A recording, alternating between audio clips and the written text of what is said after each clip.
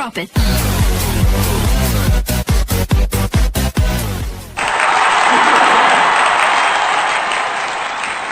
Halo, assalamualaikum warahmatullahi wabarakatuh. Saya Novita Sari. Hari ini kita akan belajar sedikit pengertian tentang kaligrafi. Kenapa kita harus belajar pengertiannya, nggak langsung praktek? Nah, begini, sebenarnya kalau belajar sesuatu itu harus tahu apa yang kita pelajari itu.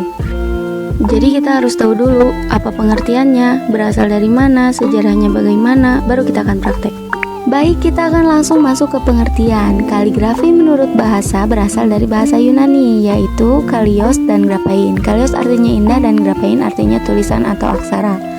Nah, selain dari bahasa Yunani, kaligrafi juga berasal dari bahasa Arab, yaitu khot yang artinya garis. Nah, kemudian menurut istilah, kaligrafi adalah suatu bentuk tulisan atau ilmu-ilmu tentang tulisan-tulisan tunggal yang ditulis menggunakan pena, menggunakan kaidah-kaidah yang baku atau aturan-aturan yang telah berlaku. Kemudian kita masuk ke jenis-jenis kaligrafi. Jenis-jenis kaligrafi di Indonesia ada 7, yaitu khot naskhi, sulus, khot diwani, diwani jali, farisi, rik'ah, dan khot kufi. Nah, ini contoh dari ketujuh khot yang tadi sudah disebutkan. Nanti kita akan belajar bareng-bareng. Nah, kemudian seperti yang kalian lihat di depan kalian, ini ada beberapa alat kaligrafi yang dipakai untuk menulis. Ingat, menulis bukan melukis, karena menulis dan melukis itu berbeda. Kalau menulis itu menulis huruf-hurufnya, kalau melukis itu melukis hiasannya. Nah, yang pertama ada yang disebut dengan handam. Handam ini adalah tangkai dari tanaman paku yang kemudian nanti akan diserut memakai cutter, kira-kira begini cara menyerutnya. Nah, gitu. Biasanya kita pakai handam. Kemudian yang kedua ada yang disebut dengan tinta. Ini tinta Cina, gampang nyarinya, ada di toko buku atau toko apapun. Kemudian yang ketiga ada yang disebut wadah tinta. Nih wadahnya yang ini. Ini untuk menaruh tinta. Nah, kemudian yang keempat, ini ada yang disebut dengan benang. Sebenarnya benang apa saja boleh, tapi yang bagus itu benang sutra. Nah, ini gunanya agar saat mencelupkan tinta tidak akan keteteran kemana-mana tintanya. Nah, itu beberapa alat yang biasa digunakan para kaligrafer. Tapi di sekolah kita akan menggunakan spidol saja, spidol snowman yang bisa kalian cari di fotokopian atau di toko buku. Nah, ini nanti akan diserut memakai cutter. Bagaimana caranya nanti kita akan belajar. Nah, kemudian ada beberapa alat yang wajib kalian punya baik selama belajar di rumah maupun di sekolah nanti. Yang pertama spidol, kemudian cutter, kemudian kalian harus mempunyai gunting, lalu kalian harus mempunyai penggaris, dan kalian harus mempunyai buku Big Boss. Nah, ini bukunya yang seperti apa? Bukunya yang biasa, yang garis-garis. Ini gunanya untuk mencatat materi atau apapun yang nanti akan saya sampaikan, untuk mencatat kaidah ataupun huruf-huruf kaligrafi yang nanti kita akan belajar bersama. Kemudian kita akan belajar memotong kalam atau spidol. Nah, kalian harus menyiapkan spidol dan cutter seperti ini.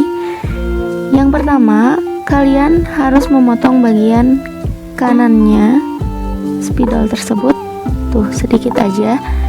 Nah, kalian ratakan, kira-kira kalau sudah rata seperti ini, lalu kalian bersihkan sisanya, gitu. Nah, kalau sudah begini, kalian potong lagi sisi kirinya sama seperti tadi. Nah, ini kan tadi kanan, kita potong sisi kirinya yang sebelah sini. Oke, kita potong. Ingat seperti tadi, tipis saja. Nah, kalau sudah, tinggal dirapihkan saja. Kira-kira yang belum rapi sebelah mana, gitu. Nah, kalau sudah, kalian bisa lihat bentuk spidolnya seperti ini nih. Tuh, jadi kan tadi yang kanan, terus yang kiri dipotong. Tuh, jadinya begini. Kemudian yang kedua, kalau sudah dipotong kanan kiri tipis seperti ini, kalian tinggal potong miring sedikit ke kanan. Tuh. Tapi kalian memotongnya harus menggunakan penyangga. Nah, saya akan memakai penyangga yang ada saja. Nih, saya mau pakai ini. Kita pakai sebagai penyangga. Kalian bisa pakai apa saja, bisa pakai cepuk atau di atas meja. Ingat, dipotongnya hanya sedikit ya. Jangan sampai pangkal. Tuh, sedikit saja ujungnya kita potong. Nah, sudah jadi. Jadi bentuk spidol untuk menulis kaligrafi itu seperti ini. Kalau misalnya belum merata, kalian bisa rapikan kembali. Tuh, yang atasnya misalnya belum seimbang, kalian potong lagi sedikit. Nah, terus kalau masih ada kotor-kotor, kalian bersihkan. Nah, ingat bentuknya seperti ini ya. Kanan kiri tipis, lalu miring di atasnya sedikit. Nah, jadi ini bentuknya seperti ini. Kalau misalnya sudah, kalian bisa mengetes kebenarannya. Nih, kalau misalnya yang ujung atas spidol itu sudah rata sama dengan cutter, nah berarti spidol kalian sudah betul. Tapi untuk mengetesnya kembali, kita akan coba untuk menulis memakai spidol ini. Tadi saya sudah menulis sebuah titik. Nah, kalau dari ujung titik itu sudah bagus, berarti spidol kalian sudah betul. Nah, sekali lagi, ini spidolnya bentuknya begini. Kanan, kiri, tipis, lalu miring atasnya sedikit.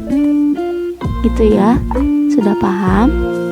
Nah, kita akan coba menulis huruf lam. Nah, kalau hurufnya sudah bagus, berarti spidol kalian sudah betul. Gitu ya cara ngetesnya. Nah, itu tadi cara memotong kalam. Silakan kalian praktekkan di rumah. Pelajaran hari ini cukup sampai di sini. Akhir kata, wassalamualaikum.